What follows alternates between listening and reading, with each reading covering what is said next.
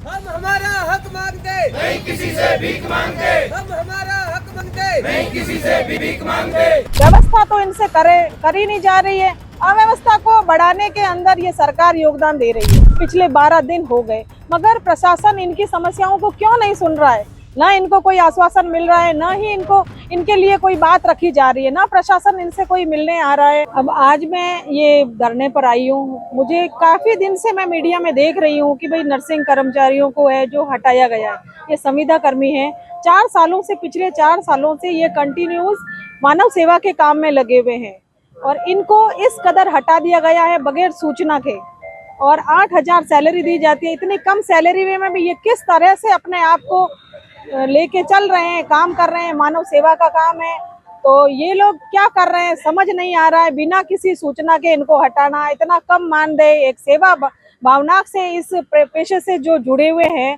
मगर सरकार को ये देखना चाहिए। आज ये 12वां दिन है इस धरने का, तो उन लोगों को देखना चाहिए कि भाई इतने लोग मांग उठ रही है, क्यों उठ रही है, वास्तव में हकीकत क्या है।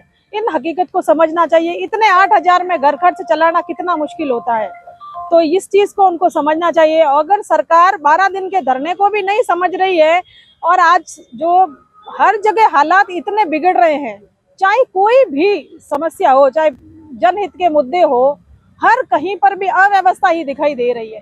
व्यवस्था तो इनसे करी नहीं जा रही है। अव्यवस्था को बढ़ाने के अंदर ये सरकार योगदान दे रही है।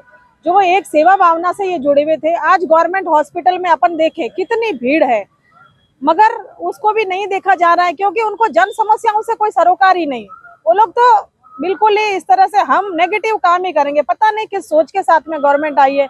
मैं तो यही चाहती हूँ कि भाई जो ये हमारे नर्सिंग भाई बहन हैं जो धरने पर बैठे हुए हैं, पिछले 12 दिन हो गए मगर प्रशासन इनकी समस्याओं को क्यों नहीं सुन रहा है।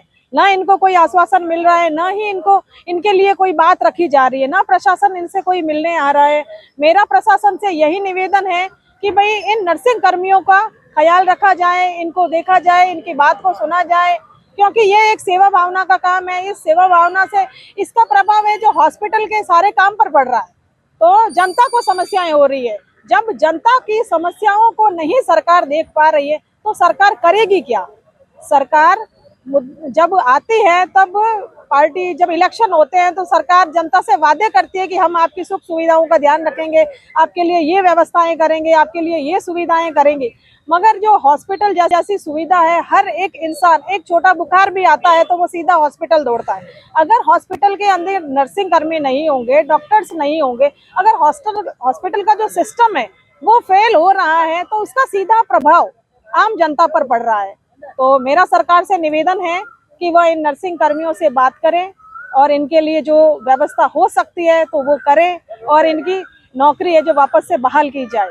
हालात तो बिगड़ नहीं है क्योंकि जो हॉस्पिटल की सेवा है नर्सिंग कर्मियों पर ही पूरी तरह से डिपेंड रहती है। डॉक्टर्स की हेल्प करने के लिए नर्सिंग कर्मचारी होते हैं। अगर वो कर्मचारी नहीं होंगे, जब ये, क्योंकि ये सभी लोग प्रशिक्षित है, इन्होंने ट्रेनिंग ले रखा है और 4 साल का इनको अनुभव भी है, और बगैर अनुभव के लोग अगर उन डॉक्टर्स की हेल्प क्या करेंगे या जनता की समस्याओं को क्या समझेंगे, जब उनको नॉलेज ही नहीं होगा कि भाई मतलब ट्रीटमेंट के अंदर हम लोगों को किस चीज का ध्यान रखना है। तो पहली बात तो ये प्रशिक्षित है और 4 सालों से प्रैक्टिस में है। जो रेगुलर प्रैक्टिस करते हैं वो लोग परफेक्ट तो होते हैं, ऐसा नहीं है। पिछले 4 सालों से ये सेवाएं दे रहे हैं तो जनता को कितना फायदा हो रहा है, मगर इस सरकार क्यों नहीं समझ रही है। मेरा सरकार से यही सवाल है कि भाई नर्सिंग कर्मियों की जो समस्या है इनको सुना जाए, इनसे बात की जाए और इनकी नौकरी फिर से बहाल की जाए।